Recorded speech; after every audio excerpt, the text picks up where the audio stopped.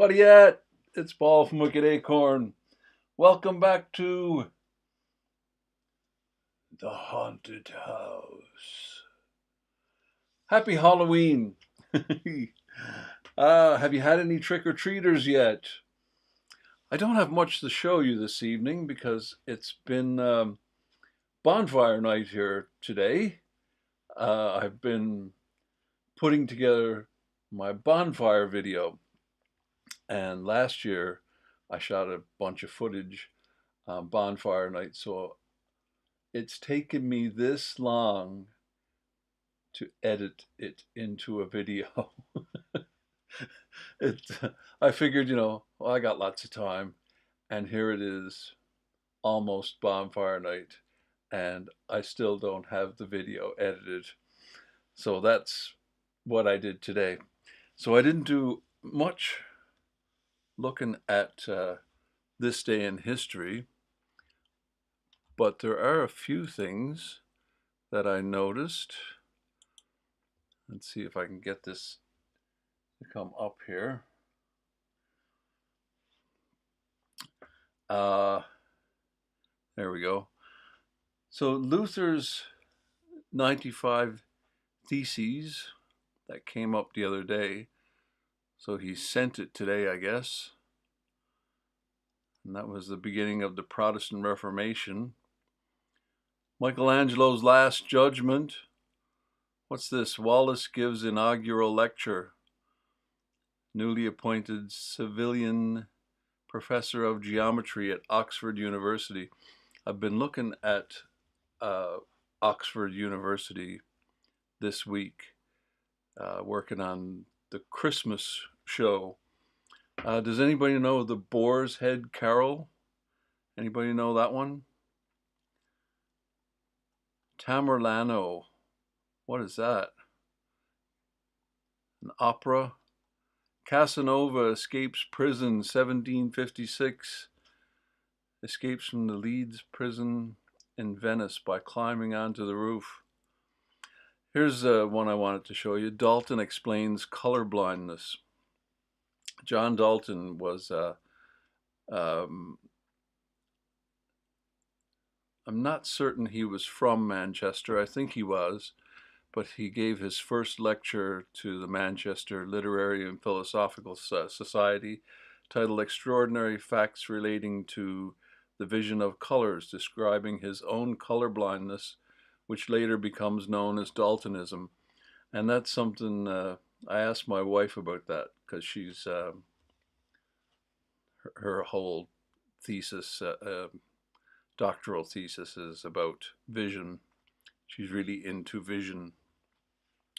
And I asked her if she knew what Daltonism was, and she did. Daltonism is color blindness. He and his brother were colorblind, and he figured it was hereditary because of that. Goya made court painter. There weren't very many interesting ones here today. This one, I was going to look into this one, the 1918 flu pandemic. Apparently it hit its height, or 21,000 people in the US died this week in history. Not that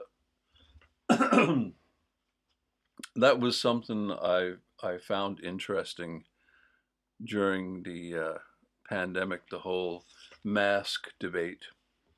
And during the 1918 flu pandemic,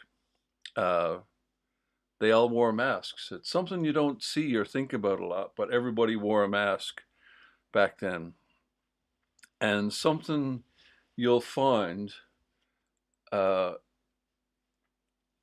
you search your memory, everybody that age carried a hanky in their pocket, a handkerchief. Everybody from that generation always carried a handkerchief around. Our grandparents, they always had a handkerchief, always. And it's because they lived through the flu pandemic. And it's not. Yeah, of course the virus can get through the mask, but that big buoy that comes up and lands on the handrail doesn't. So the mask does serve a purpose. Anyway, we won't enter that debate. Um, Hitler will have to break us or lose the war. Battle of Britain fought between RAF and Luftwaffe over English Channel in southern England ends with a British victory. The Battle of Britain was over today, so to speak. So that's about it for things in history today. Darren, you really sent me down a rabbit hole with the the figuring out who's it thing, the rhymes we used to say, and that was one that I answered your comment with. My mother and your mother were hanging out clothes. My mother gave your mother a punch in the nose. What color was the blood? And then you would say cobalt blue. COBALT. And whoever you ended on was out, or it, whichever the case was. Usually out, I think. I can't remember. But there were a whole bunch of those, yeah, a whole bunch of those rhyming things that you would say to decide who was it in a game. But it really sent me down a rabbit hole because I got thinking about that, and I remembered this video, but I could not remember the name of it. And I searched and searched and searched, and eventually I found it, but I could not remember the rhyme. I searched everything around the rhyme, and I'm not going to tell you the name of it because we'll probably look at it on Monday. But it's a video from 1971 of children playing in the streets in Ireland. And I'm sure it's stuff you remember from your childhood because it's stuff I remember from my childhood. And it's an unfortunate thing that children they don't play in the streets like we did or outdoors like we did. And I think all those rhymes and things which are just handed down from child to child, there is no adult involved in that progression. Like adults don't teach you my mother and your mother were hanging out clothes. Another kid teaches you that. So it's a really interesting thing that's handed from child to child to child, like how you play hopscotch and how you play blind man's bluff and all these games that we used to play. Spotlight was my favorite. That was basically hide and seek tag with a flashlight, a torch. That was my favorite. Uh, the because there were so many kids around when I was a kid. There were hundreds of us, hundreds and hundreds of children, and we used to play in several places. But there was this sand pit that we used to play, and there would be, you know, 30 aside playing Red Rover. Red Rover, did you play that game where you would link arms with everybody? Red Rover, send Billy on over. And then Billy would run and try and break through. If he didn't break through, he joined our team. And if he did break through, he got to take someone back to the other side. British Bulldog, that was that was a good one. We call that 0, 1, 2, 3 hide and seek with a torch. Okay. Yeah, we called it Spotlight. Um, that was my favorite. And of course, there were 1,000 variations on that hide and seek kind of game. Kick the can and all different kinds of variations. But anyway, I found that video. It took me forever to find it last night, looking for that video. And I don't want to tell you the name because I don't want you to go watch it, because I noticed some of you have already watched tonight's video. But I got another one we're going to watch, so we'll watch that one first. It's a video I did apparently 4 years ago. A spooky video about Boggart Hole Clough. Now, I hope you have seen it before, but we're going to watch it again because I need a break. This is, let me get it up here. It was called BB. It was a game that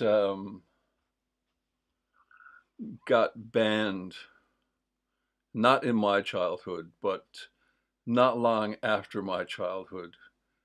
It got banned because it was a really rough game. People used to get hurt all the time. So yeah, it was it was a pretty vicious game. Boggart Hole Clough. Yeah, we're going to have a look at Boggart Hole Clough. I just wanted to get the description here. A Manchester ghost story, the last of our Halloween installments, I promise. That Halloween, because I made several that week, and this was made quite quickly, but it's not a bad video. A little tale I wrote based on the work of John Roby from his book Traditions of Lancashire, 1872, a collection of folk tales. This one tells the story of a boggart, a type of malevolent creature in English folklore. One of the stories in his book is about how Boggart Hole Clough got its name.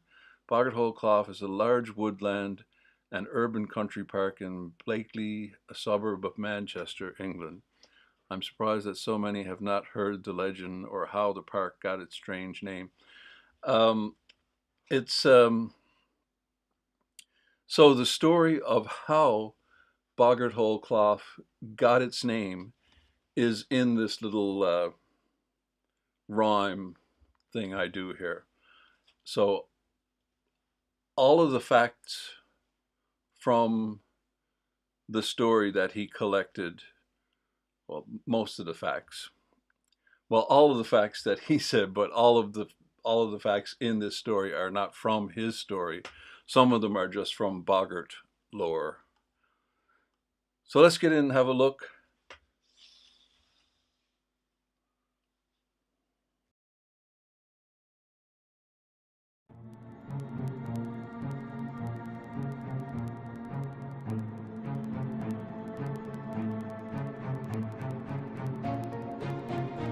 Once there was a boggart. What's that you say, me son? You never heard of boggarts? Come here till I tells you one. Sorry to interrupt. That is a Newfoundland saying, come here till I tells you one. When you would tell someone a story, come here till I tells you one. Boggarts, come here till I tells you one. Now, since you interrupted, I'll have to start again and tell you what a boggart is, so keep quiet whilst I begin. See, in this place, a clough they calls it here, a steep-sided wooded valley where the Lord would hunt his deer. Not far from the village Blakely, in County Lancashire, a few miles north of Manchester, though I'm not sure on the year. The woman who told me this tale was ancient, and that is all I know. She said it happened before her time, so we'll just say long, long ago. And an advert. Yay!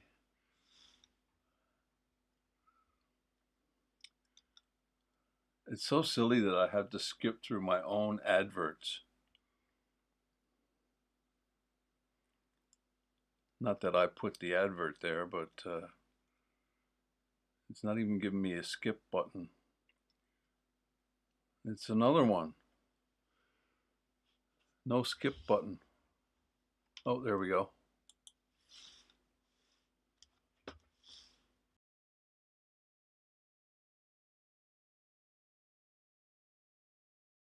Long ago.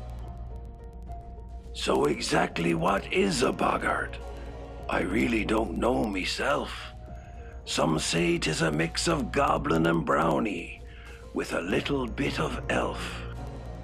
Now, whenever it was, there lived a man, George Cheetham, farmer by trade, and in the clough with his family he dwelt, and his livelihood he made. Time.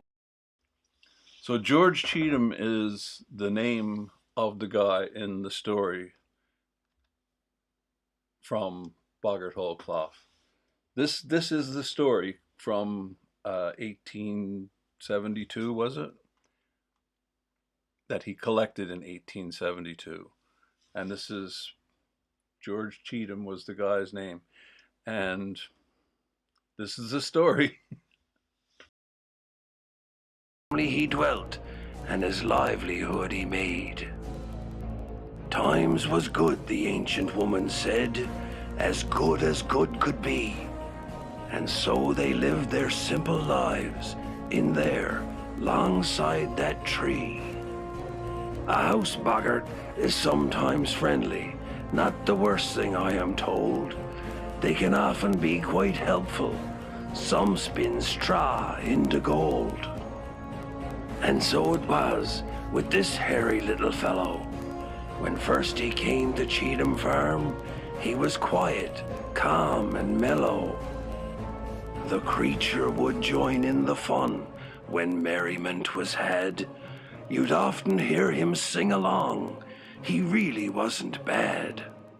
One night when Molly tired to bed, early she did go, without the kitchen or dishes clean, and ne'er a pot was stowed.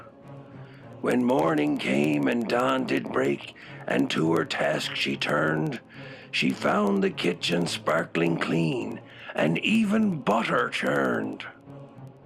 So on it went, from dusk to dawn, throughout both day and night. No harm or foul was ever felt from this charming little sprite. But then one Christmas Eve, when all were making merry, something happened unexpected, and then things got quite scary. Now a boggart, it's been said, is one who loves a prank. What happened next was Robert's fault. It's him they had to thank. Robert was the youngest of the two, when for a joke he poured some salt into his brother's brew. John took a sip and coughed and choked and spluttered, and soon Robert spoke something that he never should have uttered. The worst you can ever do, they say, is give a boggart a name, for if you do, yours he'll become, and forever be your bane. Oh my, oh my, oh my, oh my. The boggart howled with laughter. At John's misfortune he laughed so hard that he fell down from the rafter. Now no one had ever laid eyes upon this tiny little creature, and thus caused fits of laughter as they took in his every feature. And Robert couldn't help himself, he looked so small and queer. He said, "Let's call this little dyke," but I dare not say it here. Getting on. So yeah, back earlier there was a picture of the Bargeist,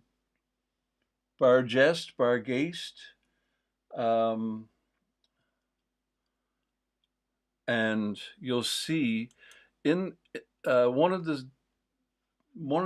boggart lore things is that they House boggarts are not evil creatures.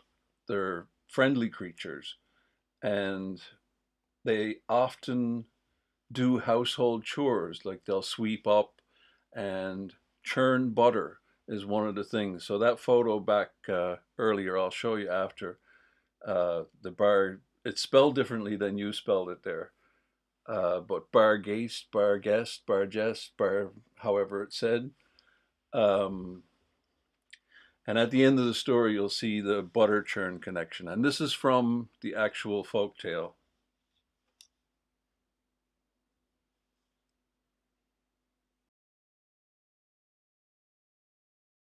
Small and queer. He said, let's call this little dyke. But I dare not say it here. Then there came a transformation, though not one you could see. Curses upon me, said the boggart, as he turned his head to flee. Now, as I told you once before, a boggart loves a joke, but laugh at him and speak his name, then evil is awoke. From that moment on, no peaceful little nook, the happy little boggart had turned into a spook. John and Robert shared a bed, as often brothers do. Tops and tails is how they slept, to sleep the whole night through. Robert was small and John was tall, so that is how they slept. And while they dreamt of Christmas pudding, inside the boggart crept. The boggart grabbed their only sheet and pulled it off the taller. John pushed Robert onto the floor, which caused a mighty holler. But the boggart wasn't satisfied. That wasn't quite enough. He took firm hold of Robert's feet and pulled him up quite rough. And now Bob's little stinky feet were up at poor John's nose, and brother turned on brother, exchanging many blows. But all of this was hungry work for the nasty little elf. So down the stairs in one great leap, then he jumped upon the shelf. He ate the Christmas pudding and gobbled up the pork, and even ate the scratchings and bent up every fork. small and tall, they don't match at all. Little tyke indeed. Short and long, short and long. He sang a song and continued with his feed. But clean the dishes? Not tonight. He ate up everything in sight, and with each morsel that he ate, he licked his lips and smashed a plate. And so their Christmas joy was ruined, and every day from that, the Cheathams lived their lives in fear, while the boggart grew mean and fat. No peace was found there in the cloth, this you must believe. There's only one thing left, says George, but pack our things and leave. The cart was packed with all their things. They cleared out every room. And when they finished packing up, there was no space left for the broom. As they rode along the trail, their future still unknown, they met good friend John Marshall, walking there alone. "You'll be leaving then," said John to George, sad to see him go. "'Tis all that we can do," says George. "That boggart torments us so. That house has nothing for us, so leave it now we must. Perhaps some peace we'll find, further on I trust." Then from inside the butter churn, the boggart had his say. Yes, come on, Georgie. Come on, let's go. Come on, let's flit away. "Oh, Molly, what sense is what we do? This boggart knows our every thought. Within his clutches we are caught. Nay, nay, 'tis no use, Molly, he continued to his wife. This boggart will always haunt us where'er we go in life. So turning back to their old abode, the weary Cheethams trot, but how their story ends, no one knows. That part has been forgot. Some say the boggart went away when the Cheethams all died off, and found himself a little hole in here inside the cloth. What happened then I cannot say, but from then until this very day, this place we sit, this very spot, is where the boggart claimed his plot. So if my tale you don't believe, and you think it's all a bluff, just cast your eyes upon the gates of a place called Boggart Hole Clough.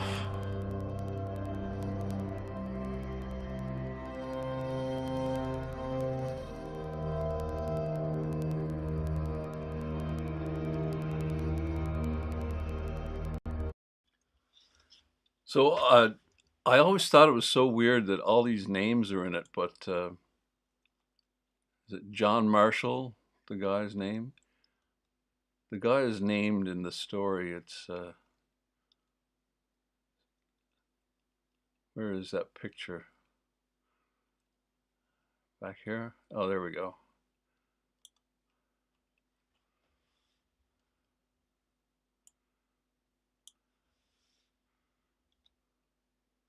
Oh, I gotta go back farther.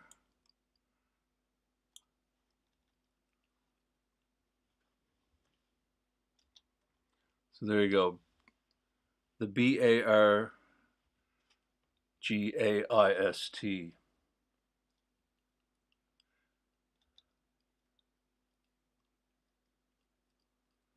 So it's part of the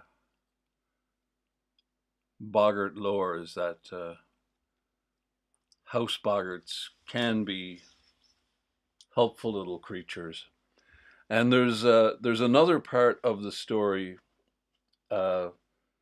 something about a knot hole, and the boggart keeps pushing the knot out, and they keep putting the knot back in the hole, and he keeps pushing it out, and he reams a spoon or something in there, and I can't remember what happens, but it's just a very weird story to be handed down through the generations. But there you go, that's what happens.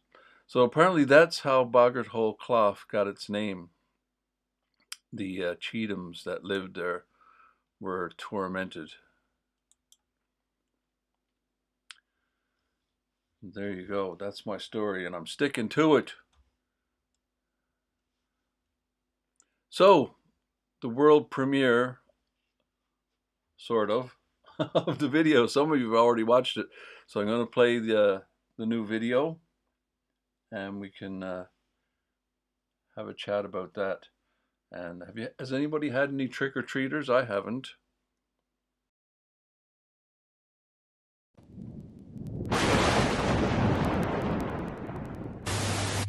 Would you like to hear a story of things that go bump in the night?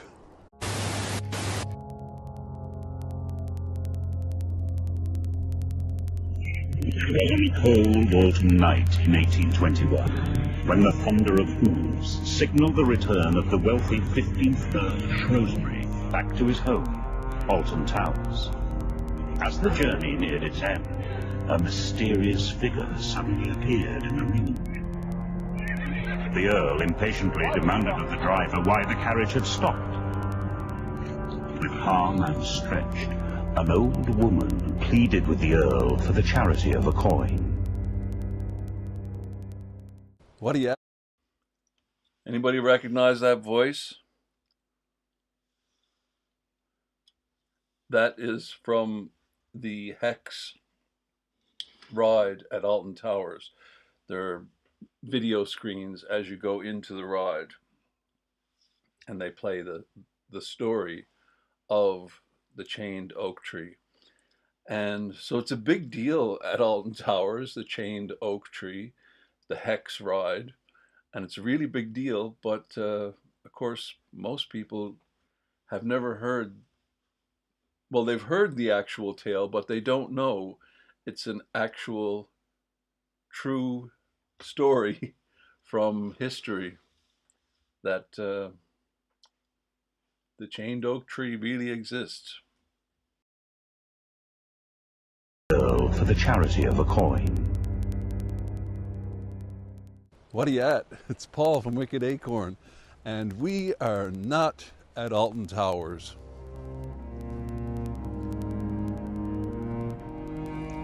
I came here looking for a legend and found something older than any story. Everyone who visits Alton Towers knows the rides, the lights, the crowds.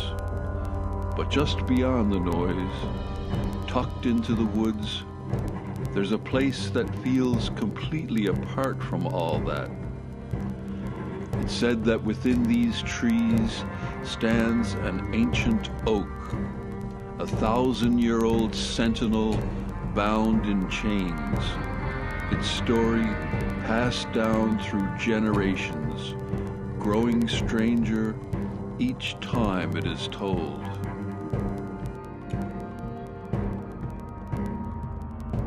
The Earl cruelly dismissed her and instructed his driver to head back to the towers. Scorned, the old woman screamed a curse for every branch of the old oak tree that fell. A member of the Earl's family would die. Just about a mile outside the park, but still within what was once the Earl's vast estate, I was told that the old oak tree from the legend still exists. After scouring some old maps and comparing them to modern satellite images, I thought I might be onto something. A narrow lane that leads out from the village of Alton and winds through the thick woodland. Somewhere out there, if the stories are true, is the chained oak, the very tree said to have cursed the Earl of Shrewsbury. It's easy to see how a tale like this could take root here. The woods are quiet, almost too quiet, and the oaks twist and tangle like something out of a painting.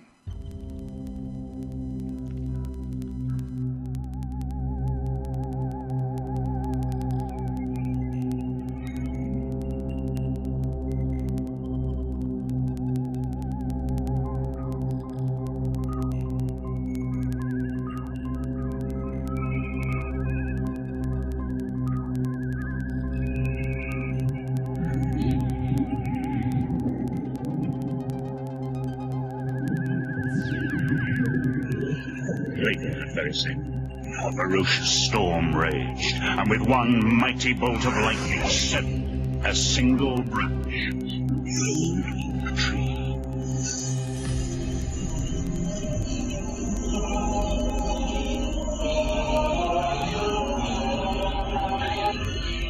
And true to the old woman's prophecy, a member of the Earl's family would suddenly and mysteriously die.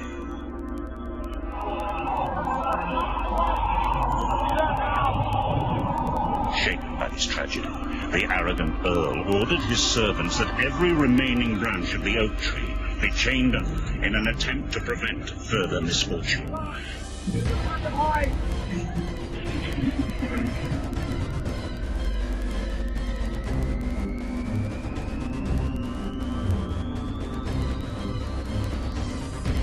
But the story didn't end there.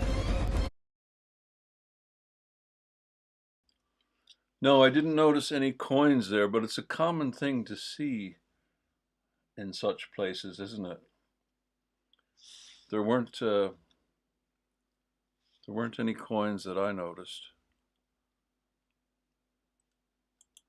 Just gotta get through this ad here. No, it's a common thing though that you see. We went to another video that I have there that is about boggarts. There's another boggart at Arbor Low, apparently, which is the Stonehenge of the North. And I did a video about it. Oh God, one of the first videos I made. And I took it down because there was a copyright claim on the music, which was royalty-free music, and I just didn't bother replacing the music and putting it up again. Um, it was copyright royalty-free music. Uh, yeah, I looked in among the roots. There's actually some video in among the roots there, but I didn't see any coins. But when we went to Arbor Low, there were coins laid out everywhere and flowers arranged in um, arrangements. And my son was, he really wanted to take the money at Arbor Low. And I'm not a superstitious person at all, but I guess I am a little bit because I didn't want him to take the coins, uh, which is silly, really, when you think about it. It's like it was only a few pence, you know, it was only pence coins, 2p coins. Um, but you know, somebody takes these things. So probably that's what happened when I was there. Somebody had collected them. Uh, no, there weren't any coins that I saw. So somebody probably had scooped them all up. Somebody who's not afeared to do such a thing. But the story didn't end there.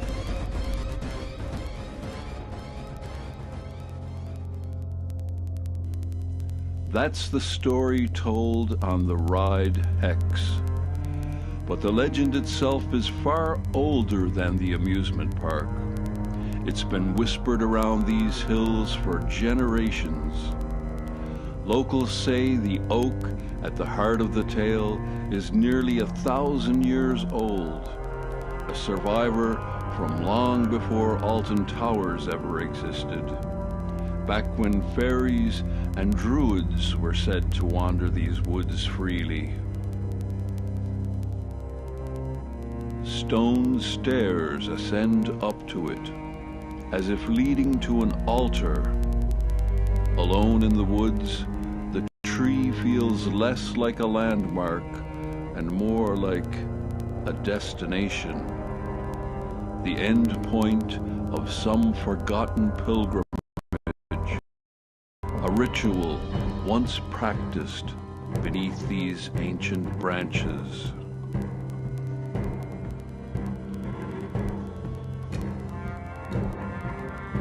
The chains still cling tight, their iron buried deep in the bark, a monument to something long forgotten, or perhaps better left that way.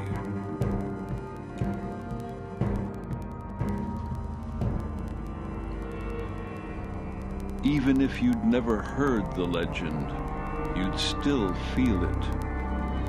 That uneasy sense that something happened here, something that left a scar on the landscape. What sacrifice took place beneath these branches? Who was bound to this oak? And what dark force are these chains still trying to contain? It feels ancient, watchful, as if the forest itself remembers what we've forgotten. It's strange. The longer you look, the harder it is to tell where history ends and folklore begins.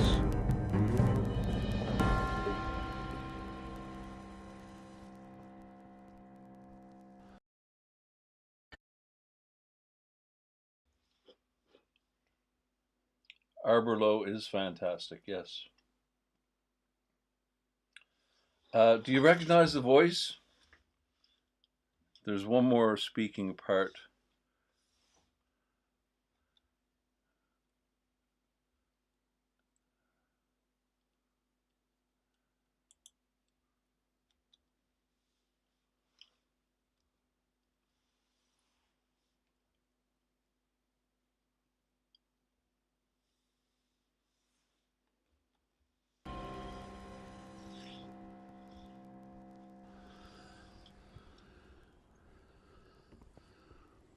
It's a massive chain. You can see the tree has grown all around it. And up there, the tree is just engulfing the chain.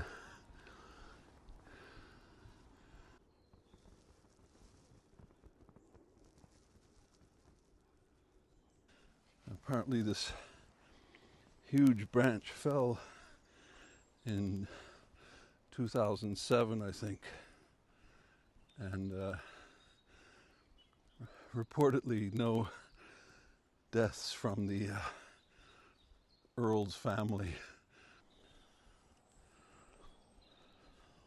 So this is a strange place.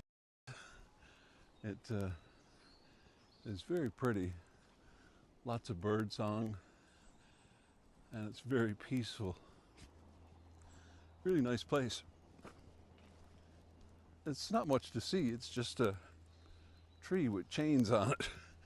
But when you know the story, it's very interesting.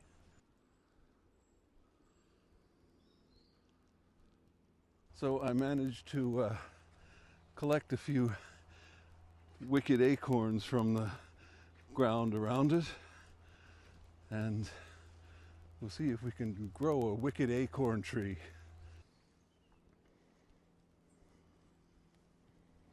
Thanks for watching. We'll see you in the next one. So you haven't figured out who the voice is. He does one more voiceover here, and I don't know the actor's name, but it's Carson from Downton Abbey, the main head butler at Downton Abbey, the show Downton Abbey. Legend has it that the Earl became so obsessed with the fallen branch that he dragged it from the woods to the towers and sealed it in a secret vault. There he became locked into a furious battle of science versus the supernatural, conducting bizarre experiments in a desperate attempt to finally banish the evil power of the curse forever.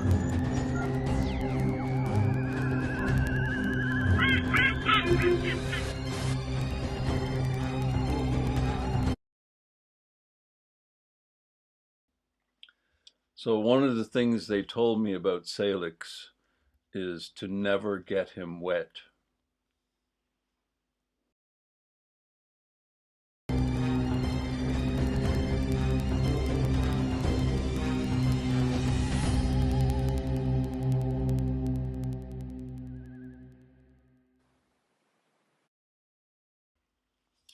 He's out running around mad somewhere around the neighborhood. I don't know. He must have got wet. I don't know. Well, there you go. That's our trick or treat Halloween edition of the live stream. So I'm going to go eat some candy. I hope you do too. And we'll see you in the next one on Monday, 6:30 p.m. Have a good one.